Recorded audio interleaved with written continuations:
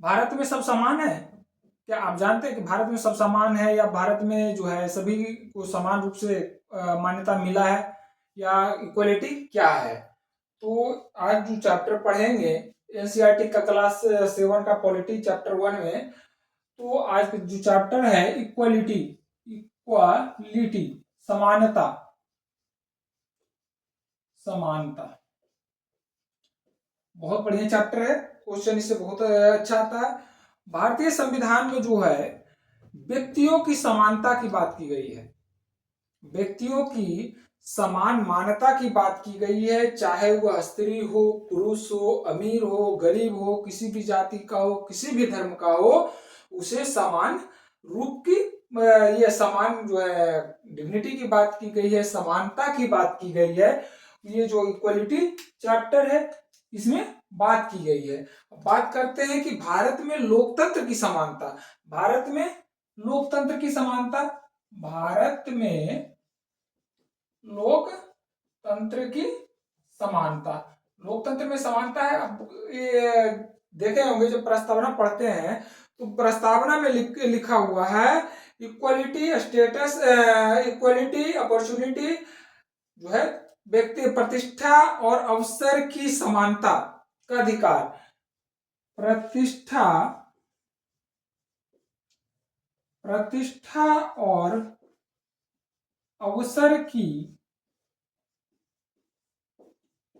समानता, समानता का अधिकार प्रस्तावना में है। तो व्यक्ति की गरिमा और विश्वास, यही आता है व्यक्ति की गरिमा, व्यक्ति की गरिमा,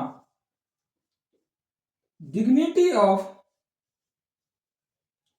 डिग्निटी ऑफ पीपल, व्यक्ति की गरिमा। अब कहे कि जहां असमानता का व्यवहार होगा, जहां असमानता सा व्यवहार किया जाएगा वहां डिग्निटी का वायलेशन होगा, right to dignity, right to dignity, right to dignity का वायलेशन होगा,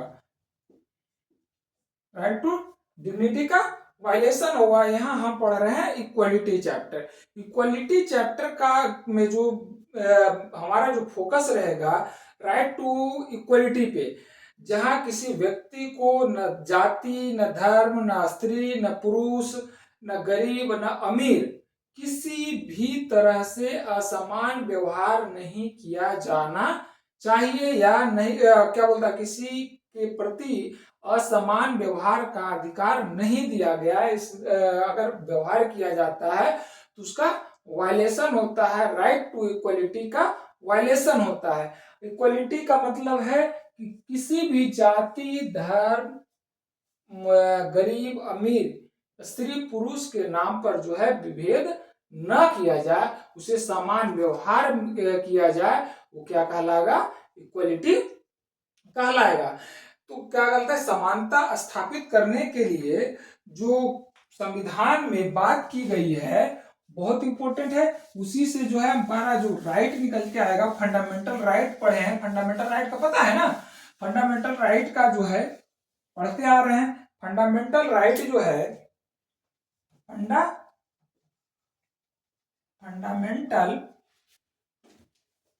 फंडामेंटल राइट्स, फंडामेंटल राइट्स में 12 से 35 का चर्चा है। इसमें आता है पहला right to equality, right to equality, right to equality में आर्टिकल जो आता है वो आता है 14 से लेकर के 18 तक।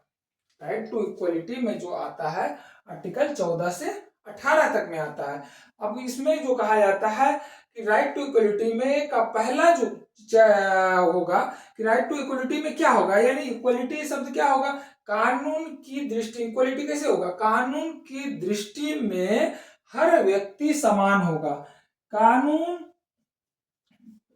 कानून की दृष्टि में, कानून की दृष्टि में प्रत्येक व्यक्ति समान है, प्रत्येक व्यक्ति समान है, समान है, अब समान है। इक्वल है, समान है, समान नहीं, समान, इक्वल, इसको कह देते हैं व्यक्ति इक्वल है। प्रत्येक व्यक्ति क्या है, इक्वल है।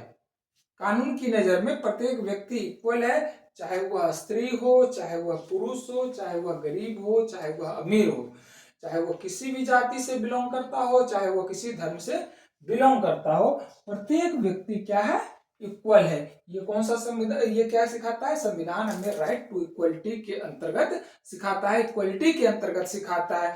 दूसरा है, किसी भी व्यक्ति को, किसी भी व्यक्ति को जाति, धर्म, जन्म स्थान आदि के आधार पर विभेद नहीं किया जा सकता।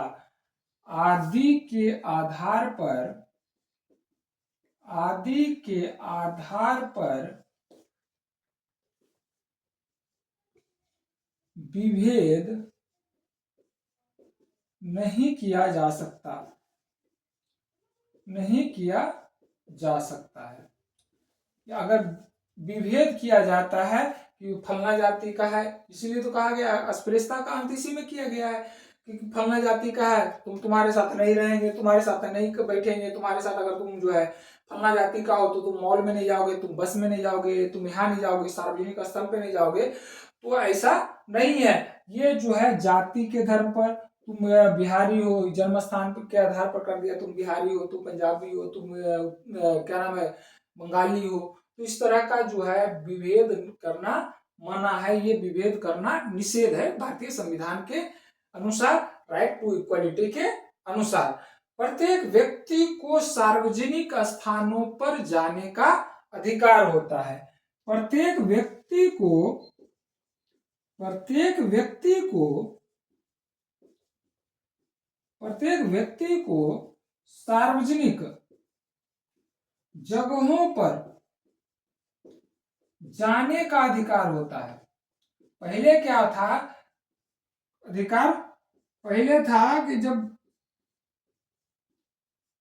जमींदारी प्रथा चलता था, जाति प्रथा जो है आज भी तो कई जगह लागू है, लेकिन जब आजादी से पहले या आजादी के बाद का जो पहला दशक, प्रथम दशक हुआ, उस दशक तक जो है जाति प्रथा काफी प्रचलित था। तो लोग को भूमिहार के या जो है उच्च कास्ट के लोग, जो लोग होते हैं, उनके कुएं पर नहीं जाने से मना करता था, मंदिर पे जाने से मना होता था, या निम्न जाति के लोगों को, या और कई भी जगह आप देखे होंगे, या आपके पूर्वज देखे होंगे कि उस तरह से विभेद किया जाता था। कुएं से पानी नहीं लेने दिया जाता था, उसका अगर जो पानी है, या आप ले दुकान है, दुकान से बाहर से सामान दिया जाता था, या बहुत सारे ऐसे सार्वजनिक होटल, बड़े बड़े होटलों में जो है नहीं दिया जाता था। अभी देखिए, सार्वजनिक जगहों पर जाने का अधिकार अब करता है, किसी भी जाति, धर्म, जन्म स्थान आदि के आधार पर विभेद का निषेध है, विभेद नहीं किया जा सकता है। अभी एक मामला आया था दिल्ली में कि एक महिला जो थी वो साड़ी पहन के रेस्टोरेंट में चली गई, साड़ी पहन के रेस्टोरेंट में चली गई, तो उसको जो है एंट्री नहीं मिला उस रेस्टोरेंट में, कहा कि इसका जो ड्रेस कोड नहीं है, आप यहाँ एंट्री नहीं कर सकते हैं। तो वो जो है ड्रेस कोड के नाम पर जो है कहीं ना कहीं जन्म स्थान आदि के आधार पर विभेद क्या विभेद किया, यानी जो है इंडियन कल्चर को कहीं ना कहीं वो जो है प्रभावित किया। इंडियन कल्चर में तो साड़ी है, सूट है, लोगों को पहनने के लिए है, तो अगर उसी के आधार पर वेस्टर्न कल्चर ना अपना करके जो है इंडियन कल्चर में गई थी, इसलिए उस पर विभेद किया। तो वहाँ जो सीएम थे, तत्कालीन सीएम रेखा गुप्ता, उन्होंने इस पर एक्शन लिया और उस रेस्टोरेंट को वार्निंग दिया, इस तरह से आप विभेद नहीं कर सकते हैं। पहले उसी तरह से सार्वजनिक जगहों पर लोग नहीं जाते थे, पानी नहीं पीने देते थे, कुएं पे जाने नहीं देते थे, मंदिर में जाने नहीं देते थे। मंदिर में जा रहा है तो वहाँ मारपीट हो रहा है, वो भगा दे रहा है।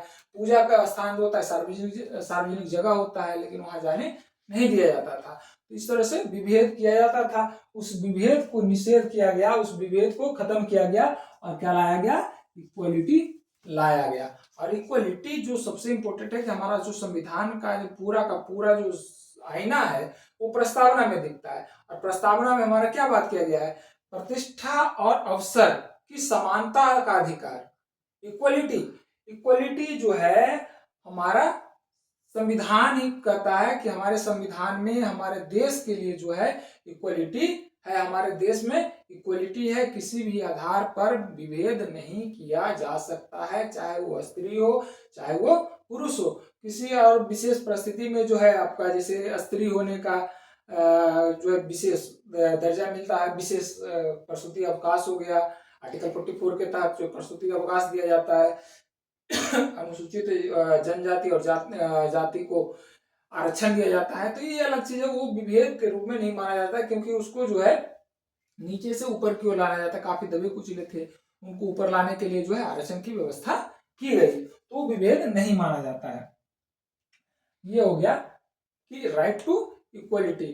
अब ये देखिए एक चीज बताते हैं कि राइट टू इक्वलिटी अगर बात करें तो पूरा का पूरा आर्टिकल पढ़ना जरूरी है और आपको याद हो जाएगा, अभी कंफर्म हो जाएगा राइट टू इक्वलिटी में। एक बार देख लीजिए राइट टू इक्वलिटी क्या कहता है।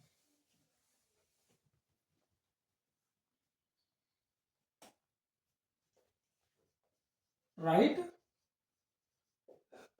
To equality, right to equality article कितना से बोले हैं, आर्टिकल 14 से, article 14, article 15, article 16, article 17, article 18। Article 18 ये 5 आर्टिकल राइट टू इक्वलिटी में है। तो कहता है पहला आर्टिकल जो है आर्टिकल 14 कहता है equality, equality before law,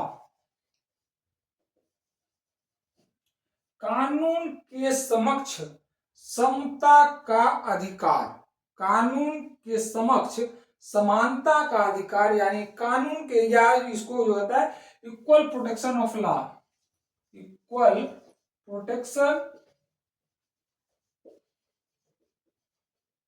of law.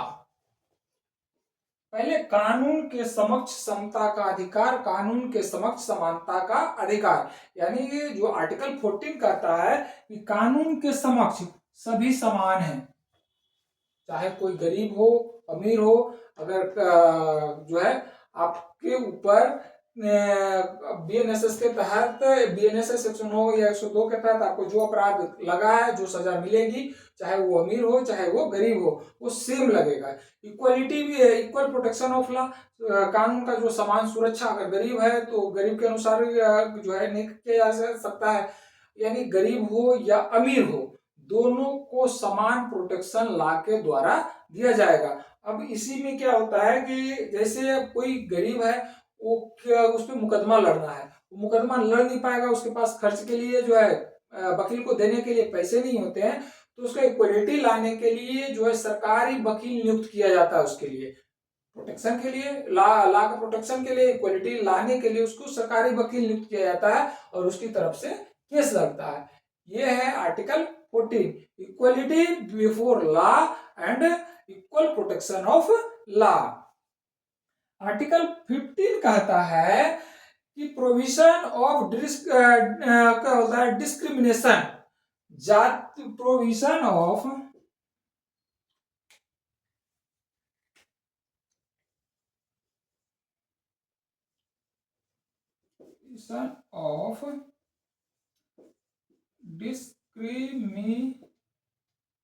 Discrimination, जाति धर्म जन्म स्थान के आधार पर विभेद निषेध, जाति धर्म जन्म स्थान आदि के आधार पर, आदि के आधार पर विभेद निषेध, आदि के आधार पर विभेद निषेध, यानी जो है जाति या धर्म या जन्म स्थान को लेकर के किसी भी प्रकार का अगर विभेद किया जाता है तो उसे पूरी तरह से निषेध है, वह पूरी तरह से निषेध किया गया है। उसके बाद आर्टिकल 16, आर्टिकल 16 बहुत अच्छा है, equality of opportunity in public employment, in public equality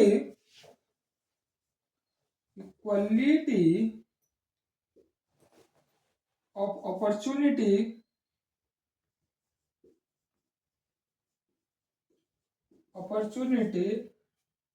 equality of opportunity in public employment.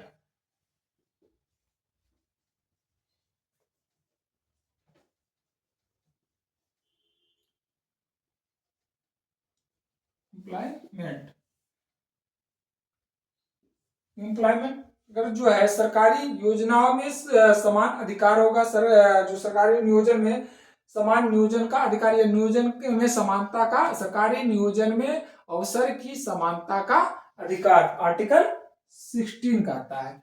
Article 18 कहता है अस्पृश्यता का अंत, अस्पृश्यता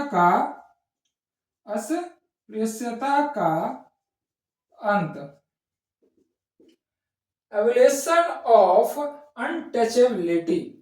अस्पृश्यता का अंत, किसी भी प्रकार से जाति, खास करके अस्पृश्यता वो जो होता है जाति के आधार पर जो विभेद किया जाता है वो अस्पृश्यता के अंतर्गत आता है। कि जैसे छुआछूत, नहीं कहता कि तुम निम्न जाति के हो, तुम डोम हो, तुम चमार हो, तुम फलना हो, तुम ढिमका हो, तुम ये हो, तुम वो हो, मैं तुमके सटूंगा नहीं, तुम्हारे हाथ का पानी नहीं पीऊंगा, तुम्हारे हाथ का खाना नहीं खाऊंगा, तुम एससी हो, एसटी हो, मतलब जो है तुम्हारा छुआ हुआ पानी नहीं पीऊंगा, बहुत चलता है। और इसी को निषेध किया गया। अगर ऐसा कोई करता है या करता पाया जाता है तो वह दंड उसे दंडित किया जाता है। ये पूरा अस्पृश्यता का अंत जो है पूरी तरह से कर दिया गया है, यानी अस्पृश्यता जो है पूरी तरह से समाप्त कर दिया गया है। एक और है आर्टिकल उपाधियों का अंत, उपाधियों का अंत, उपाधियों का अंत। उपाधि क्या होता था? Evolution of titles. जो टाइटल होता था पहले परम क्या बोलते हैं, महाराजा धीराज, परम भट्टाकर, गजाधिपति, गजपति, बादशाह, शहंशाह, ये सब पूरा टाइटल यूज करते थे। अब उस टाइटल को खत्म कर दिया, उपाधियों को पूरी तरह से अंत कर दिया गया है। उपाधि कोई नाम के आगे नहीं लगा सकता है, नाम के आगे या नाम के पीछे उपाधि नहीं लगाया जाएगा। ये राइट टू इक्वलिटी का हनन होता है, राइट टू इक्वलिटी का जो है वायलेशन करता है। ये हमारा जो है आर्टिकल 14 से आर्टिकल 18 तक राइट टू इक्वलिटी जो है दिया गया है संविधान के अनुसार। ये फंडामेंटल राइट्स का प्रथम चरण है, right to equality, right to freedom. इसके बाद आएगा 1922 तक, 1921 तक राइट टू फ्रीडम। उसी में आएगा ये इक्वलिटी पढ़ रहे हैं, राइट टू इक्वलिटी, जहां समानता का अधिकार। और समानता क्या है? अब समानता में एक और चीज देखिए, जीवन, व्यक्ति की जीवन की गरिमा, नोट करिए। राइट टू इक्वलिटी में आता है कि पहले वोट देने का अधिकार किसी को नहीं था, सबको नहीं था। तो सबको नहीं था तो वोट देने के लिए 1950 में जब बना, 1909 में जब मतदान के लिए शुरू हुआ कि मतदान किया जाएगा, तो मतलब 1909 में जब भारत शासन अधिनियम आया तो मतदान की बात हुई। तो मतदान की बात हुई तो उस समय जो था मतदान में कुछ लोग, चंद गिने चुने लोग भाग लेते थे, जो ग्रेजुएट होते थे, जो पढ़े लिखे होते थे, जिसके पास जमीन होता था या जिसके पास जो है काफी धन होता था, जमींदार होते थे, उनको मतदान करने का अधिकार था। फिर जब संविधान बना तो संविधान बनने के बाद जो है इस चीज को महात्मा गांधी के द्वारा उठाया गया कि भाई मतदान देने का अधिकार जो है, वोट देने का अधिकार। पिछली क्लास में बता चुका हूं कि महात्मा गांधी ने कहा था कि हमारे सिर्फ गुनाह इतना है कि हमारे पास जमीन नहीं है तो हम मतदान नहीं दे सकते। तो उनकी जो इस अवधारणा को या इस विचारधारा को जो है संविधान में लाया गया और संविधान में वयस्क मताधिकार का प्रयोग किया गया। इसी जो है equal right to vote, equality, equal right to vote लाया गया। ये इक्वलिटी में ही अंतर्गत आएगा, ये इक्वलिटी के अंतर्गत ही आएगा। एक अमीर आदमी है और एक गरीब आदमी है। अमीर आदमी के वोट का जो वैल्यू उतना ही होगा जितना एक सड़क पर रहने वाले व्यक्ति का होगा, जितना कि एक अमीर आदमी जो 5 स्टार, एक अंबानी जी का वोट है, एक अंबानी जी का वोट और एक सड़क पर रहने वाले व्यक्ति का वोट का वैल्यू दोनों का सेम होगा। ये इक्वलिटी है। ये क्या है? इक्वलिटी है, राइट टू इक्वल वोट या इक्वल राइट टू वोट, समान अधिकार, मतदान देने का समान अधिकार।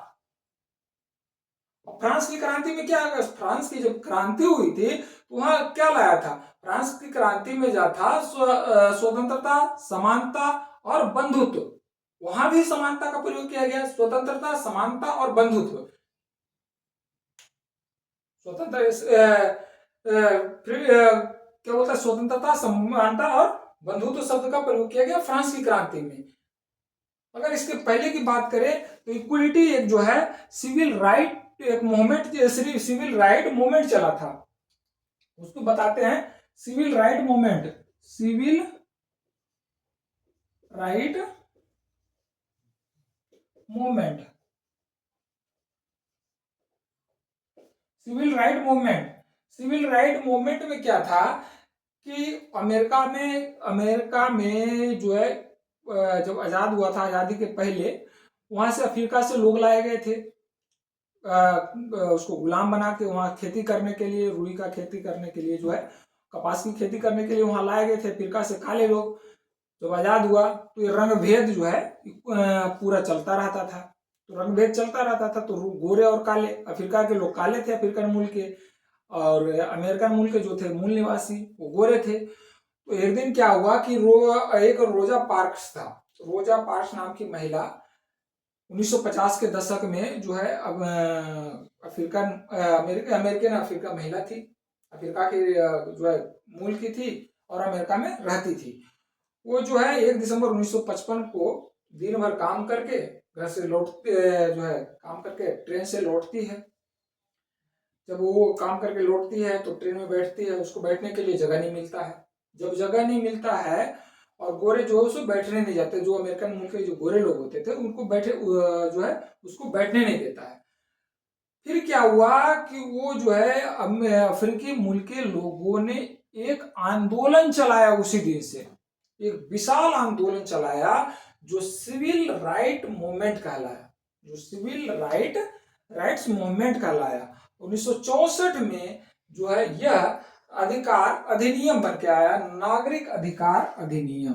1964 में जो बन के आया नागरिक अधिकार अधिनियम, नागरिक अधिकार अधिनियम। बहुत अच्छा है, क्वेश्चन जो है 1 नंबर का बनता है, 1 नंबर का क्वेश्चन जो है इसमें बनता है। खास करके अब इसमें जो अगर इक्वलिटी की बात करें तो खास करके जो है आर्टिकल 15 पे जोड़ दिया गया, इस चैप्टर में जो है आर्टिकल 15 पे पूरा जोड़ दिया गया है, आर्टिकल 15 पे पूरा जोड़ दिया गया है।